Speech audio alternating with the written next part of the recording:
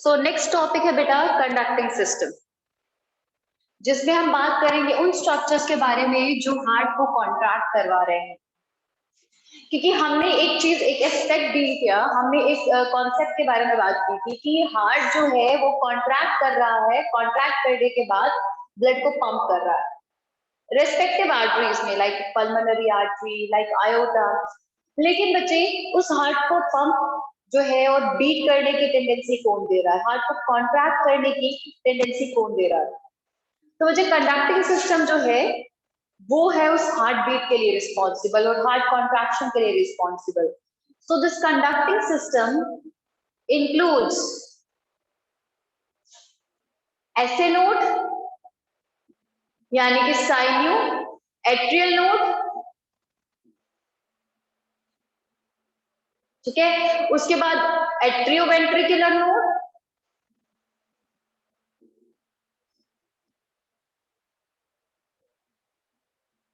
ठीक है, ये दो नोड्स हैं यानी कि मस्कुलर पैचेस हैं। उसके बाद हमारे पास bundle of His and Purkinje fibres, ये चार चीजें हैं।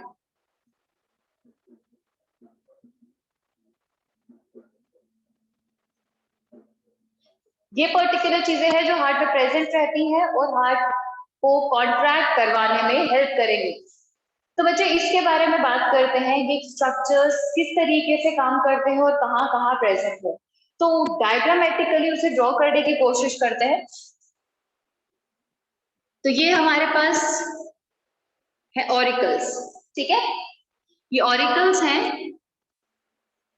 और ऑरिकल ये आ गया ventricle which have thick wall as compare to auricles.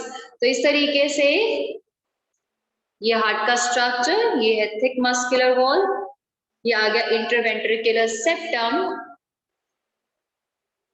ठीक है, ये पूरा स्ट्रक्चर। अब बच्चे ये है हमारे पास यहाँ पे एक मस्कुलर पैच, और ये मस्कुलर पैच कहाँ पे होगा?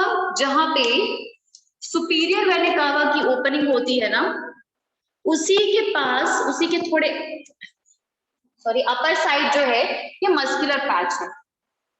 ये मस्कुलर पैच जो आपको दिख रहा है सुपीरियर वेना कावा के साइड पे, इसे एसए नोड यानी कि साइन्यू एट्रियल नोड कहा जाता है। तो साइन्यू एट्रियल यानी कि SA node,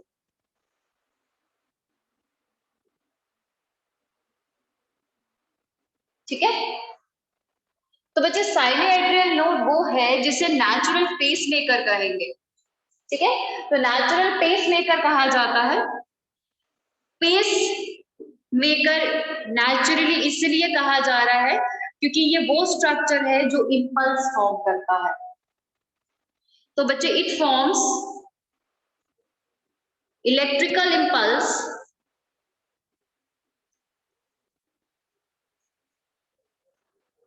for contraction of heart. तो हार्ट कॉन्ट्रैक्ट तब करेगा जब उसके पास इंपल्स पहुंचेगी, जब उसके पास मैसेज पहुंचेगा, और वो मैसेज और वो इंपल्स जो है वो एसए नोड क्रिएट कर रहे हैं। तो एसए नोड जब इंपल्स क्रिएट करता है वो इंपल्स सब डायरेक्शन में जाती है, लाइक इस ऑरिकल में, नेक्स्ट वाले ऑरिकल में, यहाँ पे सब जगह जाएगी, ठीक है। तो बच्चे लेकिन दिक्कत तब आती है जब ऑरिकल के कंपैरिजन में जो हाईली मस्कुलर स्ट्रक्चर है लाइक वेंट्रिकल्स, उस तक इंफॉर्मेशन पहुंचानी, उस तक इंपल्स पहुंचानी।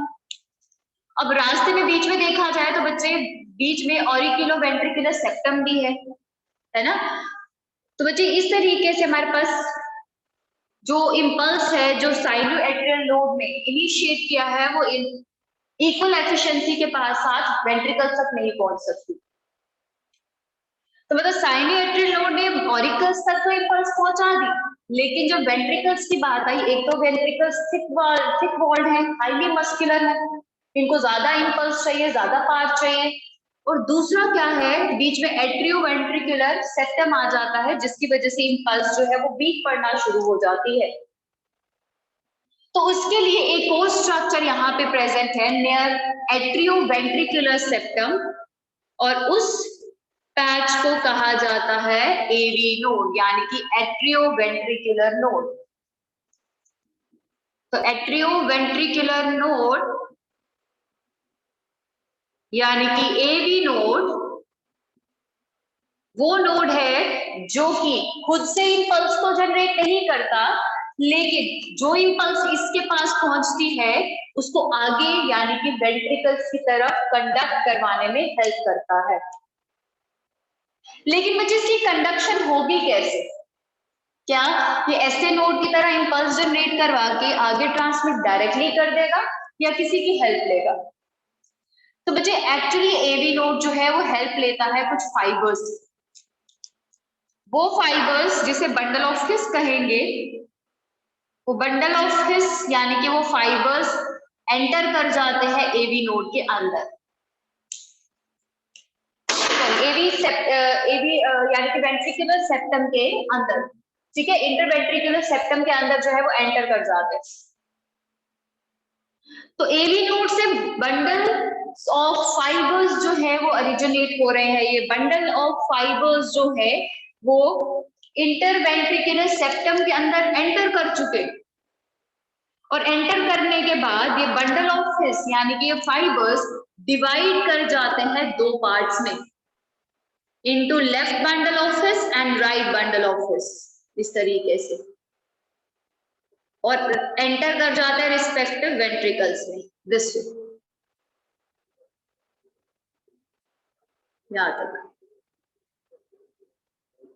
ठीक है। अब बच्चे देखा जाए तो बच्चे हमारे पास हार्ट पूरा नीचे से कोनिकल है ना, चारों तरफ हमें फाइबर्स चाहिए। तो इस बंडल ऑफ हिस से जो दोनों वेंट्रिकल्स की तरफ एंटर कर गया तो और फाइबर्स जो है वो ओरिजिनेट होते हैं इसमें से, जो वॉल के हर हिस्से तक चले जाते हैं,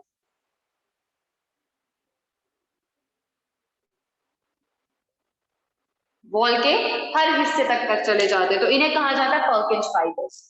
तो एवी नोड को जब ऐसे नोड से स्टिमुलस मिलता है, इंपल्स मिलता है, तो ये एवी नोड जो है वो एक्टिवेट होकर उस इंपल्स को बूस्ट अप करता है और एफिशिएंसी के साथ मूव करवाता है थ्रू दीज फाइबर्स, ताकि वेंट्रिकल्स के हर एक हिस्से तक इंपल्स जो है वो प्रॉपर एफिशिएंसी के साथ पहुंचे। तो ये है अलग अलग स्ट्रक्चर्स जो हार्ट के कंडक्टिंग सिस्टम के साथ जुड़े हैं, पर्किंस फाइबर्स। तो बच्चे एवी नोड जो है वो एक नेचुरल पेस मेकर नहीं है, क्योंकि इंपल्स जनरेट करने का रिस्पॉन्सिबिलिटी सिर्फ एसए नोड की है। एसए नोड के अलावा किसी और में टेंडेंसी नहीं है इंपल्स जनरेट करने की। एवी नोड उसी इंपल्स को आगे भेज रहा है बूस्ट अप करके जो इंपल्स एसए नोड ने उसे भेजी थी, ठीक है। तो बच्चे atrioventricular node, Perkins fibre and bundle of his, जिसमें से ये है हमारे पास लेफ्ट बंडल ऑफ हिस क्योंकि लेफ्ट वेंट्रिकल में एंटर कर रहा है,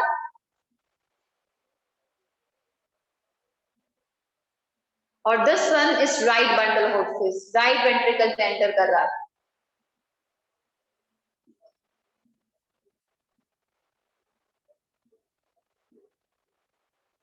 ठीक है। तो इस तरीके से हमारे पास इंपल्स आगे फॉरवर्ड होगी, और वेंट्रिकल हाईली मस्कुलर है तो इसीलिए उसे बहुत सारे फाइबर्स चाहिए हर एक हिस्से तक इंपल्स पहुंचाने के लिए इक्वल एफिशिएंसी के साथ, ठीक है। So it's only and only SA node जो कि इंपल्स जनरेट करने की टेंडेंसी रखता है। एंड बच्चे वन एन इंपॉर्टेंट थिंग, तो बच्चे साइनोएट्रियल नोड जो है वो हमारे पास इंपल्स खुद ब खुद जनरेट करता है, इसको नर्वस कंट्रोल की जरूरत नहीं पड़ती, अपनी मर्जी से इंपल्स जनरेट करेगा, अपनी मर्जी से ही स्टॉप होगा, ठीक है। हाँ, इसको स्लो डाउन या फास्ट किया जा सकता है नर्वस स्टिमुलेशन के अकॉर्डिंग, बट अदरवाइज हमारे पास इसको स्टार्ट या स्टॉप करने का मैकेनिज्म किसी और सिस्टम के पास नहीं, ये खुद ब खुद इंपल्स जनरेट करता है और खुद ब खुद बंद होने की टेंडेंसी रहती है इसमें, ठीक है। So it's only and only sinusoidal node which can generate impulse in heart, but not under regulation of any nervous system or any hormonal system. Again बोल रही हूँ, स्टॉप या स्टार्ट करने का कोई मैकेनिज्म नहीं, स्लो और फास्ट करने का बस। ठीक है, सो एवी नोड जो है passes impulse to ventricles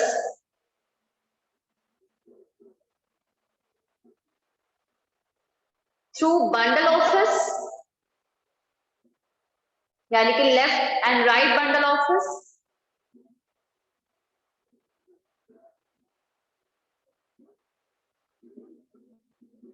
and Purkinje fibres.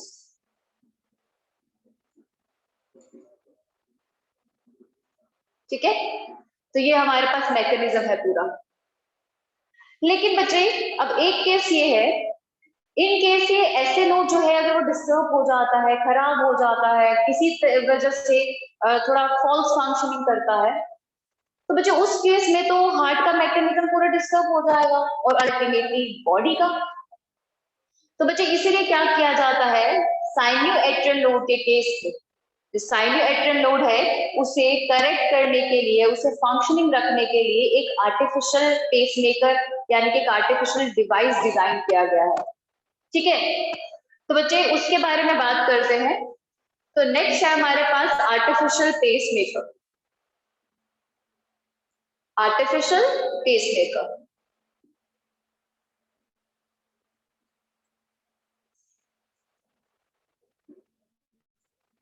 तो बच्चे आर्टिफिशियल पेसमेकर जो है इट वाज इन्वेंटेड बाय चार्डिक।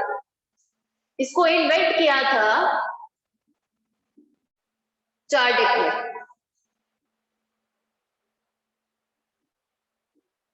ठीक है, तो बच्चे पेसमेकर क्या है, it's a device used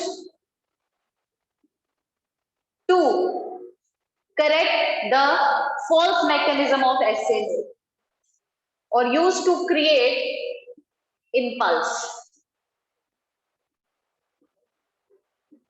in case any defect occurs in SA node। अगर कोई SA node में डिफेक्ट हो जाता है तो बच्चे इसे यूज किया जा सकता है SA node की जगह। जगह इन द सेंस क्या किया जाता है, इट्स एन इलेक्ट्रोड डिवाइस, एक छोटा सा बॉक्स सा होता है, उसमें वो एक पूरा इलेक्ट्रोड सिस्टम से बना होता है और इस इलेक्ट्रोड सिस्टम को फिट किया जाता है सबक्यूटेनियसली। सबक्यूटेनियसली यानी कि स्किन के नीचे और इस एसए नोड के एग्जैक्टली ऊपर फिट किया जाता है और बच्चे उस इलेक्ट्रोड सिस्टम के इलेक्ट्रोड को इस एसए नोड के साथ कनेक्ट किया जाता है। ठीक है, अब बच्चे जो इम्पल्स जनरेट करेगा, अगर इसमें डिफेक्ट हो गया है तो जो इम्पल्स अब जनरेट करेगा वो आर्टिफिशियल पेसमेकर करेगा। आर्टिफिशियल पेसमेकर अपने इलेक्ट्रोड की हेल्प से इम्पल्स को जनरेट करेगा, साइनोएट्रियल नोड को फॉरवर्ड करेगा और फर्दर वो आगे फंक्शनिंग करेगा, जिसकी वजह से इम्पल्स फॉर्मेशन और ट्रांसमिशन करेक्ट हो जाता है। ठीक है, तो मतलब एक लाइफ जो है वो इंक्रीज की जा सकती है, लाइफ एस्पेक्ट्स इंक्रीज किए जा सकते हैं बेटा। ठीक है, तो ये है बच्चे आर्टिफिशियल पेसमेकर के बारे में। ठीक है, तो पूरा पूरा इलेक्ट्रोड सिस्टम है और हाँ, अगर किसी को कोई पर्सन आर्टिफिशियल पेसमेकर यूज कर रहा है तो बच्चे उस पर्टिकुलर केस में, उस आर्टिफिशियल पेसमेकर के केस में हम किसी भी इलेक्ट्रॉनिक डिवाइस को टच नहीं कर सकते क्योंकि ये इलेक्ट्रिकल डिवाइस होता है जो कि इलेक्ट्रिसिटी को कैच कर सकता है। ठीक है, तो इसीलिए इसमें थोड़े से प्रिकॉशंस रहते हैं। तो इसको हार्ट के ऊपर यानी कि स्किन के नीचे फिट किया जाता है बेटा, ताकि एसए नोड प्रॉपर्ली फंक्शनिंग करे।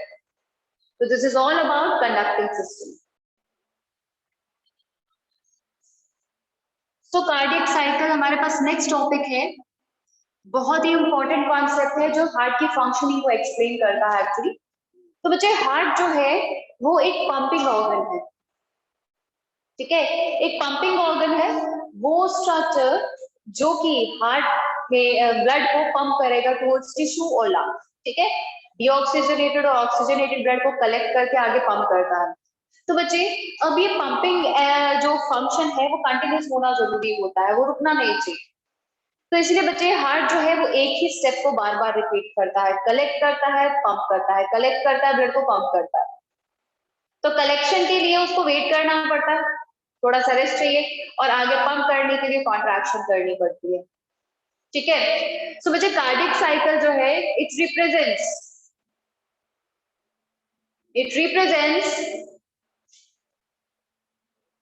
साइक्लिक और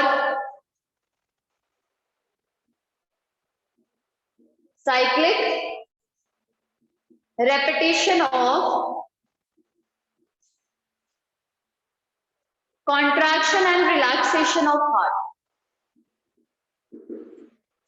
contraction and relaxation of heart, यानी कि हार्ट जो है वो कॉन्ट्रैक्ट और रिलैक्स करेगा, उसके रेपिटेशन को, उसके रेपिटेटिव साइकिल को कार्डिक साइकिल कहा जाता है बेटा। ठीक है, और बच्चे हमारे पास इसमें दो चीजें हो रही है, कॉन्ट्रैक्शन और रिलैक्सेशन, ये दोनों ही हार्ट के फंक्शन है, जिसमें से कॉन्ट्रैक्शन को सिस्टोल कहा जाता है और रिलैक्सेशन को सिस्टोल डायस्टोल कहा जाता है, डायस्टोल। और बच्चे कंप्लीटली जब ये सिस्टोल और डायस्टोल मिलकर एक साइकिल को कंप्लीट करते हैं तो उस दौरान बनती है एक हार्ट बीट। हार्ट बीट जो हमें सुनाई देती है, हमारे लिए ऑडिबल रहती है, जो कि एक कार्डिक साइकिल को रिप्रेजेंट करेगी। ठीक है, तो बच्चे हमारे पास नियरली 1 मिनट में 72 हार्ट बीट्स होती हैं पर मिनट, और बच्चे यही हार्ट बीट्स जो है वो कार्डिक साइकिल को रिप्रेजेंट कर रहा है। ठीक है, यानी कि पर मिनट हमारे पास 72 कार्डिक साइकिल्स होते हैं, यानी कि ऐसे नोड में 72 हार्ट बीट जनरेट करने की एफिशिएंसी है पर मिनट। तो मतलब एक साइकिल एक हार्ट बीट, 72 हार्ट बीट्स मतलब पर मिनट 72 साइकिल्स। तो इस हिसाब से देखा जाए तो एक मिनट में हमारे पास 72 साइकिल्स हो रहे हैं, तो 72 साइकिल्स को, जैसे एक साइकिल को अगर हम काउंट करें तो एक साइकिल टाइम लेता है नियरली 0.8 सेकेंड का। तो बच्चे जो टाइम रिक्वायर्ड है एक साइकिल के लिए, इस हिसाब से अगर हम कैलकुलेट करें तो 0.8 सेकेंड्स का टाइम लेता है एक कार्डियक साइकिल। ठीक है, तो 0.8 सेकेंड्स लगते हैं एक कार्डियक साइकिल को कंप्लीट करने में, जिसकी वजह से एक हार्ट बीट जनरेट हो जाती है। अब बच्चे ये 0.8 सेकेंड्स में क्या क्या चीजें होती है, किस किस तरीके से कॉन्ट्रैक्शन और रिलैक्सेशन होता है, उसके बारे में जानना है। तो बच्चे अगर हम इन टोटल देखें तो we have 3 main phases. 3 main phases हैं जो कि इस साइकिल को बनाते हैं। ऐसे तो बहुत सारे फेजेस रहेंगे, मल्टीपल फेजेस हैं हमारे पास, लेकिन बच्चे कुछ फेजेस ऐसे हैं जो ओवरलैपिंग है, जो एक दूसरे के साथ ओवरलैप हो जाते हैं, तो हम उसको वहीं पे काउंट करेंगे बेटा। ठीक है, तो 3 मेन फेजेस है। सबसे पहला तो हमारे पास है joint diastole. Joint diastole, joint diastole मतलब कंप्लीट हार्ट का रिलैक्सेशन। वैसे तो कभी ऐसा होता नहीं है कि हार्ट रेस्ट करता है, यहाँ पे रिलैक्सेशन का मतलब ये है कि सिस्टोल नहीं हो रहा है और डायस्टोल हो रहा है। ठीक है, तो यहाँ पे डायस्टोल, जॉइंट डायस्टोल में जॉइंट रिलैक्सेशन की बात हुई है, मतलब सिस्टोल नहीं हो रहा है, बट कुछ एक्टिविटी हो रही होती है, यानी कि ब्लड का कलेक्शन, जो हमें इस पॉइंट पे डिस्कस करना है। तो बच्चे जॉइंट डायस्टोल का सबसे लंबा फेज होता है, यानी कि 0.4 सेकेंड्स का, तो मतलब हाफ टाइम पीरियड जो है पूरे कार्डिक साइकिल का वो जॉइंट डायस्टोल ही ले लेता है। उसके बाद नेक्स्ट, जॉइंट डायस्टोल के बाद हमारे पास नेक्स्ट है ऑरिकुलर सिस्टोल, यानी कि ऑरिकल्स की कॉन्ट्रैक्शन। तो बच्चे एक चीज हमेशा माइंड में रखेंगे, जो ऑरिकल्स है चाहे वो लेफ्ट हो चाहे राइट हो, दोनों साथ में ही कॉन्ट्रैक्ट करते हैं। ब्लड अलग अलग सोर्स से आता है, अलग अलग नेचर का आता है, अलग अलग जगह तक जाना है, बट बच्चे कॉन्ट्रैक्शन साथ में ही होती है, और बच्चे बहुत ही छोटा फेज रहता है 0.1 सेकेंड्स का। ठीक है, और थर्ड है हमारे पास वेंट्रिकुलर सिस्टोल, वेंट्रिकुलर सिस्टोल यानी कि वेंट्रिकल्स का कॉन्ट्रैक्शन, ठीक है, यानी कि 0.3 सेकेंड्स। तो बच्चे ये हमारे पास 3 फेजेस हैं जो कि मेन फेजेस कहे जाते हैं, ठीक है, तो मेन फेजेस कहे जाते हैं। और बच्चे इनमें कुछ ओवरलैपिंग फेजेस है जो हम डील करेंगे एक पाई चार्ट की हेल्प से। तो बच्चे एक पाई चार्ट बनाने जा रही हूँ, टाइम के बेसिस पे उसमें सेक्शंस डिवाइडेड है 3 फेजेस, तो उसे एक बार रिकॉल करते हैं किस तरीके से अरेंजमेंट होगा।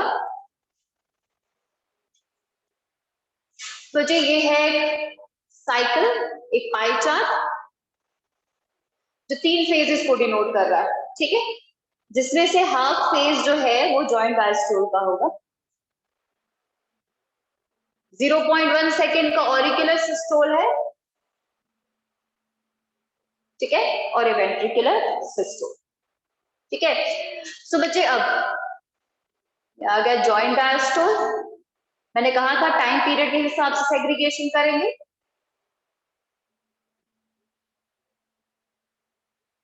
ऑरिकुलर सिस्टोल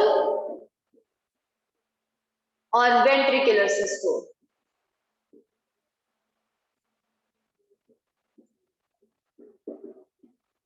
ठीक है। तो ये 3 चीजें हैं जिसमें से सबसे पहला जॉइंट डायस्टोल 0.4 सेकेंड्स का, ऑरिकुलर सिस्टोल 0.1 सेकेंड्स का, वेंट्रिकुलर 0.3 सेकेंड्स, ठीक है, ये 3 फेजेस। अब बच्चे हमें इसे स्टडी करना है, तो स्टडी करने के दौरान मैं यहाँ से स्टार्ट कर रही हूँ, पहले joint diastole, auricular systole, then ventricular systole. हम हमेशा इसको क्लॉकवाइज स्टडी करते हैं, स्टार्ट करते हैं यहाँ से हमेशा, हम इसको उल्टा स्टडी नहीं करेंगे हमेशा, कभी भी इस साइकिल में कभी भी उल्टा नहीं जा सकते, ठीक है। तो बच्चे एक एक फेज करके डील कर रहे हैं, ठीक है, ध्यान से सुनेंगे। तो बच्चे जॉइंट डायस्टोल तो पहले वो फेज है जब हमारे पास ऑरिकल्स में और वेंट्रिकल्स में ब्लड की फिलिंग होती है। तो बच्चे it's a phase of filling of blood, phase of filling of blood in auricles and ventricles. मतलब ऑरिकल्स और वेंट्रिकल्स दोनों में ही ब्लड फिलिंग हो रही होती है, ठीक है। अब कैसे, उसके लिए एक बार हार्ट पे ध्यान देते हैं, ठीक है, इस तरीके का स्ट्रक्चर है। अब होगा क्या, लेट्स से हार्ट पूरा रेस्ट में है, पूरा रिलैक्स कर रहा है, तो सबसे पहले जरूरत क्या होगी, पहले ब्लड को फिल करना है, कलेक्ट करना है, खाली है पूरा हार्ट, तो सबसे पहले गनिकावा और पल्मोनरी वेन्स के थ्रू ब्लड आएगा, ठीक है, अलग अलग चैम्बर्स में, राइट एंड लेफ्ट चैम्बर में, ऑरिकल में ब्लड आएगा। अब बच्चे ब्लड ऊपर वाले चैम्बर में फिल हुआ जा रहा है, ठीक है, तो क्या होगा, जब फिलिंग हो रही है एक पर्टिकुलर टाइम के बाद क्या होगा, ब्लड का प्रेशर इतना बढ़ जाएगा, इतनी फिलिंग हो जाएगी कि नीचे जो ट्राइकस्पिड और बाइकस्पिड वाल्व्स है ना वो ओपन हो जाएंगे। ओपन होने की वजह से अपने आप ब्लड जो है वो नीचे रश करना शुरू कर देगा, अपने आप ही, ठीक है, यानी कि ब्लड का प्रेशर था इसीलिए वाल्व्स खुल गए और ब्लड रश करना शुरू हो गया, और वाल्व्स अभी खुले हुए हैं, खुले होने की वजह से अब क्या होगा, जितना ब्लड पहले कलेक्ट हुआ था वो तो नीचे एकदम आ गया, पर अब क्या हो रहा है, जितना धीरे धीरे ब्लड वेनिकावा और पल्मोनरी वेन से आ रहा है उसके बाद धीरे धीरे उतना ब्लड भी नीचे आना शुरू हो जाएगा, ठीक है। ये काम कुछ कुछ सेकंड्स का हो रहा है बेटा, ये कुछ सेकंड्स में हो रहा है, तो बच्चे अब ब्लड नीचे आना शुरू हो जाएगा। अब क्या होगा, नीचे आया ब्लड, अब इमीडिएटली क्या हुआ, एसए नोड ने इंपल्स जनरेट कर ली और ऑरिकल्स जो है वो कॉन्ट्रैक्ट कर गए, तो मैक्सिमम ब्लड तो बिना कॉन्ट्रैक्शन के नीचे आ ही गया वाल्व्स को खोल के प्रेशर की वजह से। अब जो रिमेनिंग ब्लड है, जो 30% ब्लड बच गया है, अब वो कॉन्ट्रैक्शन की वजह से नीचे आ जाएगा बेटा, फटाफट इमीडिएटली रश कर जाएगा। तो बच्चे इस दौरान ऑरिकल्स और वेंट्रिकल्स इसी तरीके से क्या हो रहे होते हैं, फिलिंग कर रहे होते हैं, यानी कि जो ब्लड वाल्व्स को ऊपर प्रेशर डाल के उसे खोल कर आ गया, उसे खोल दिया और उसके खोलने के बाद नीचे आ गया ब्लड, तो बच्चे ये जो मैकेनिज्म है ना ये जॉइंट डायस्टोल के दौरान होता है, और जैसे ही जॉइंट डायस्टोल खत्म होता है एसए नोड अपनी इंपल्स जनरेट करता है तो ऑरिकुलर सिस्टोल हो जाएगा, ठीक है, ऑरिकुलर सिस्टोल हो जाएगा यानी कि रिमेनिंग ब्लड नीचे आ जाएगा। तो इसीलिए बच्चे इस दौरान हमारे पास auricles and ventricles both are in relaxing mode, relaxation mode में होते हैं और दोनों में ही कलेक्शन हो रही होती है। पहले ऑरिकल से ब्लड आ रहा होता है तो वेंट्रिकल कुछ भी नहीं कर रहा है, ठीक है, वेंट्रिकल कुछ भी नहीं कर रहा है। जब ब्लड आएगा ब्लड का प्रेशर बढ़ेगा और ब्लड नीचे आना शुरू हो जाएगा, ठीक है, ये प्रोसेस हुआ और अल्टीमेटली ऑरिकल ने सिस्टोल कर दिया रिमेनिंग 30% ब्लड, यानी कि 70% ब्लड ऑरिकल से नीचे वेंट्रिकल्स में आ जाता है बिना किसी सिस्टोल और कॉन्ट्रैक्शन के। तो बच्चे it's a phase of auricular contraction. अब ये फेज है ऑरिकुलर कॉन्ट्रैक्शन का, जिस दौरान 30% यानी कि रिमेनिंग ब्लड जो है वो नीचे की तरफ आ जाएगा। और वो क्यों कॉन्ट्रैक्ट किया? क्योंकि एसए नोड ने इंपल्स जनरेट कर ली थी, इसीलिए ऑरिकल्स कॉन्ट्रैक्ट कर गए। बट सेम टाइम पे वेंट्रिकल क्यों नहीं कॉन्ट्रैक्ट किया? क्योंकि बच्चे अभी जब हमारे पास ऑरिकल के पास कॉन्ट्रैक्शन इंपल्स पहुंच रही है, उसी सेम टाइम पे एवी नोड के पास कॉन्ट्रैक्शन इंपल्स पहुंच रही है, जिसे फर्दर वेंट्रिकल तक पहुंचने में टाइम लगेगा। कितना टाइम लगेगा? सिस्टोल के बाद तक का। जब इससे सिस्टोल हो गया तब तक क्या हो जाता है, जैसे ही ऑरिकल रिलैक्सेशन मोड में आना शुरू हो जाएंगे वैसे ही वेंट्रिकल्स तक इंपल्स पहुंच जाएगी तो वो सिस्टोल में आ जाएंगे। लेकिन एक चीज ध्यान रखने की जरूरत है, ऑरिकल की कॉन्ट्रैक्शन के बाद क्या है, ब्लड सारा प्रेशर से नीचे आ जाता ना, जितना रिमेनिंग ब्लड था। अब जितना रिमेनिंग ब्लड था वो नीचे आ गया, ऊपर कोई भी प्रेशर नहीं है ब्लड का, उल्टा नीचे प्रेशर बढ़ गया तो वाल्व्स बंद हो जाते हैं। तो इस तरीके से खुले थे ना, बंद हो जाएंगे। ट्राइकस्पिड और बाइकस्पिड वाल्व नीचे प्रेशर बढ़ने की वजह से ऊपर की तरफ बंद हो जाएंगे, बैकवर्डली ओपन नहीं हो सकते क्योंकि नीचे कॉर्डेट एंडिंग है, तो उसे वो बैकवर्डली ओपन नहीं होने देंगे लेकिन बंद हो जाते हैं, ठीक है। तो इस तरीके से क्या हुआ, जॉइंट डायस्टोल और ऑरिकुलर सिस्टोल के दौरान ब्लड सारा नीचे आ गया और वेंट्रिकल्स फिल हो गए। वेंट्रिकल्स फिल हो गए तो बाइकस्पिड और ट्राइकस्पिड वाल्व यहाँ पे सिस्टोल खत्म होते ही, ऑरिकल के सिस्टोल खत्म होते ही वो बंद हो जाते हैं। तो इस पोजीशन पे पता है क्या होता है बच्चे, इस पोजीशन पे हमारे पास ट्राइकस्पिड और बाइकस्पिड वाल्व के बंद हो जाने की वजह से एक हार्ट बीट क्रिएट होती है, जिसे आप लब साउंड कहते हो, जिसे फर्स्ट हार्ट साउंड कहा जाता है। तो फर्स्ट हार्ट साउंड यानी कि lub is created due to closing of tricuspid और बाइकस्पिड वाल्व, यानी कि एट्रियोवेंट्रिकुलर वाल्व्स के क्लोज हो जाने की वजह से फर्स्ट साउंड क्रिएट होती है ऑरिकुलर सिस्टोल के बाद। क्योंकि वाल्व जो है ट्राइकस्पिड और बाइकस्पिड वाल्व खुले हुए थे यहाँ तक, जब ब्लड सारा वेंट्रिकल्स में आ गया है तो नीचे वेंट्रिकल से प्रेशर बढ़ने की वजह से ये वाल्व्स जो है वो क्लोज हो जाते हैं। तो this sound is due to closure of AV valves, AV valves यानी कि एट्रियोवेंट्रिकुलर वाल्व्स, यानी कि ट्राइकस्पिड और बाइकस्पिड वाल्व्स, ठीक है।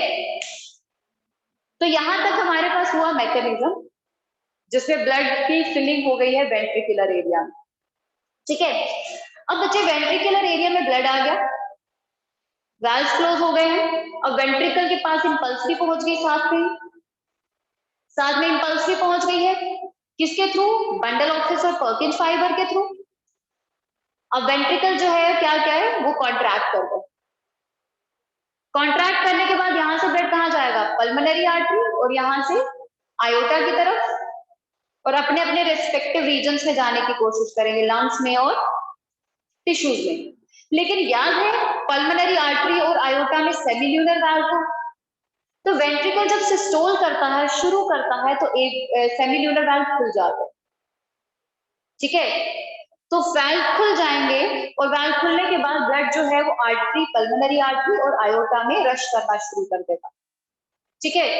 और वेंट्रिकल सिस्टोल जैसे ही खत्म होगा, ब्लड का प्रेशर कम हो गया, ब्लड मूव करना बंद कर गया, तो ऊपर से सेमिल्यूनर वाल्व बंद हो जाए, जिसकी वजह से इस पोजीशन पे एक नेक्स्ट साउंड क्रिएट होती है जिसे सेकंड हार्ट साउंड कहा जाता है, यानी कि dub.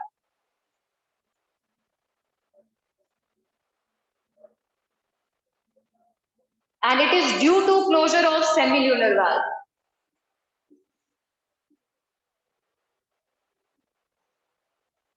Of semilunar valve, semilunar valve के क्लोजर की वजह से।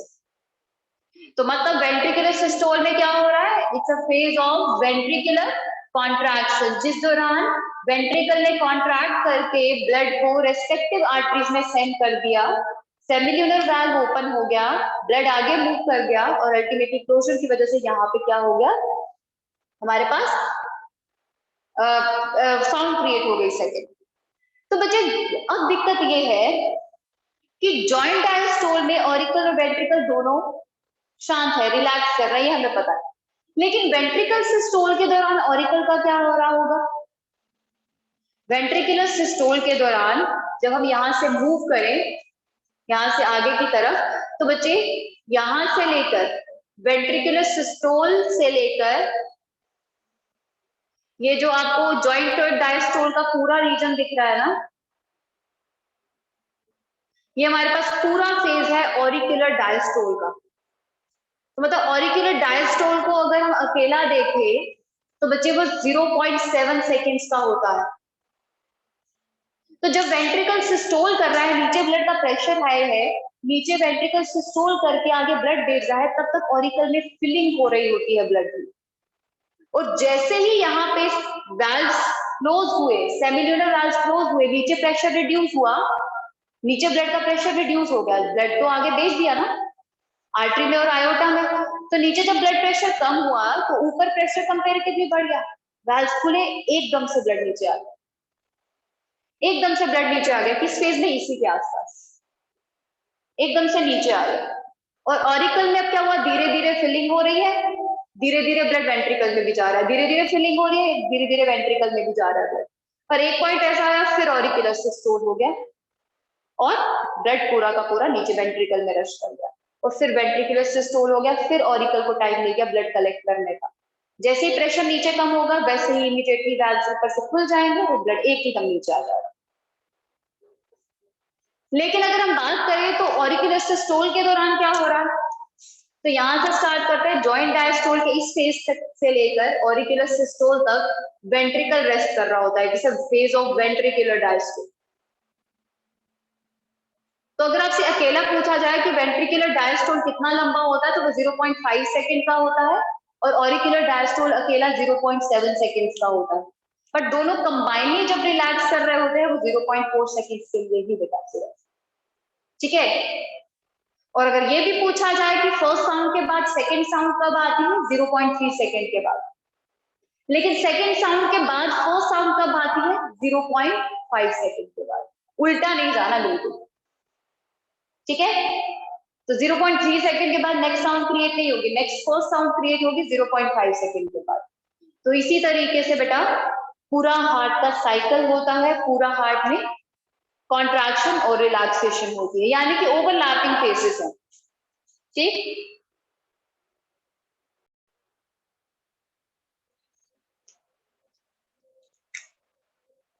तो बच्चे हार्ट वॉल्यूम्स के बारे में बात कर रहे हैं, ठीक है। तो सबसे पहले बच्चे हार्ट में क्या है, हमें वेंट्रिकल के ऊपर ज्यादा ध्यान देना होगा, ठीक है। तो बच्चे वेंट्रिकल्स के ऊपर ज्यादा ध्यान देना होता है क्योंकि वेंट्रिकल्स को आगे क्या करना है, ब्लड को पंप करना है, ठीक है।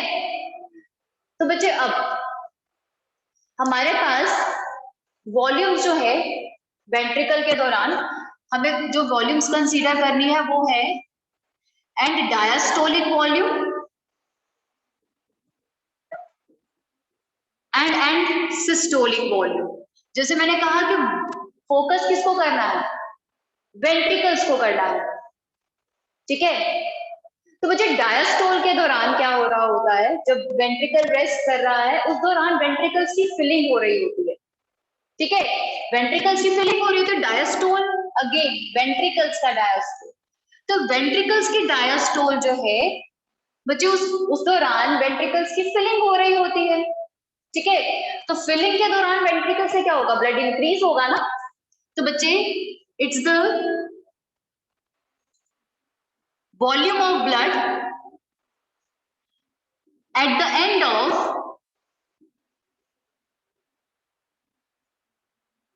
Ventricular diastole. तो वेंट्रिकुलर डायस्टोल यानी कि वेंट्रिकुलर का जो रेस्टिंग फेज है, जब वो खत्म होता है तो कितनी ब्लड की वॉल्यूम कलेक्ट हो चुकी होती है, उसे एंड डायस्टोलिक वॉल्यूम कहा जाता है। तो इट्स 120 ml।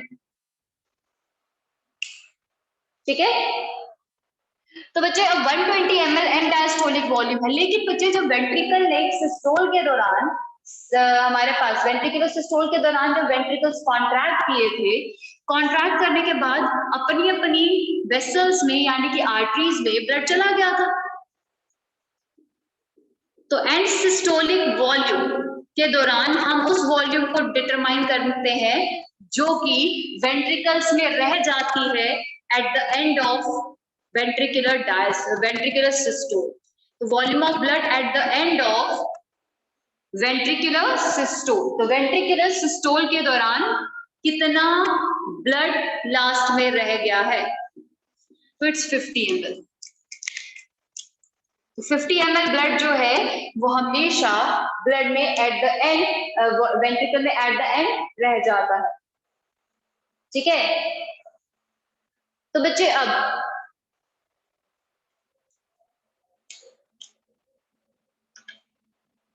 नेक्स्ट बात कर रही हूं। तो बच्चे हमारे पास 120 ml इकट्ठा हुआ था, 50 ml सिस्टोल के बाद रह गया, यानी कि नियरली 70 ml ब्लड जो है वो हमारे पास बाहर इजेक्ट आउट हो गया है। तो बच्चे वो जो ब्लड इजेक्ट आउट हो गया उसे स्ट्रोक वॉल्यूम कहते हैं। Stroke volume is the amount और वॉल्यूम ऑफ ब्लड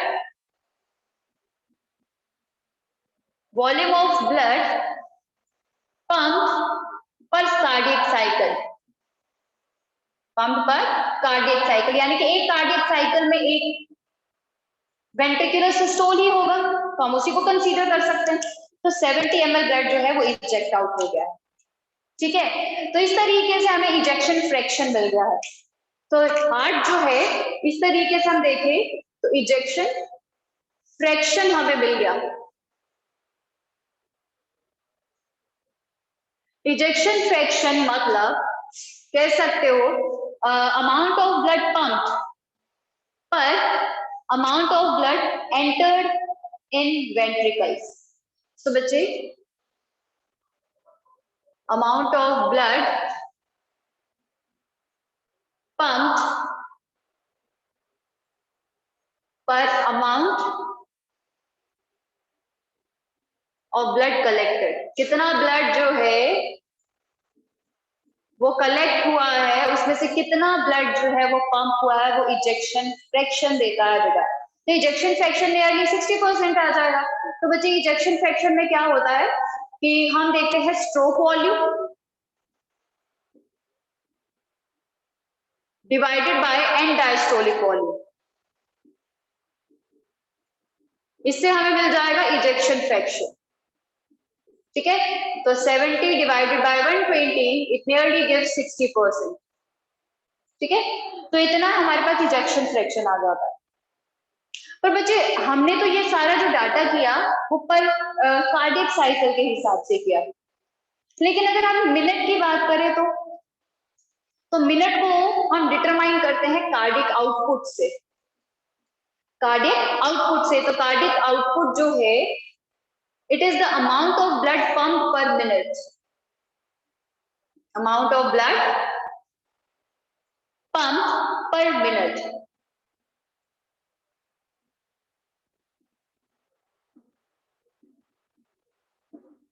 ठीक है, तो बच्चे कार्डियक आउटपुट में क्या है, कितने कार्डियक साइकिल्स हो सकते हैं एक मिनट में, 72। तो स्ट्रोक वॉल्यूम कितना है, 70 ml।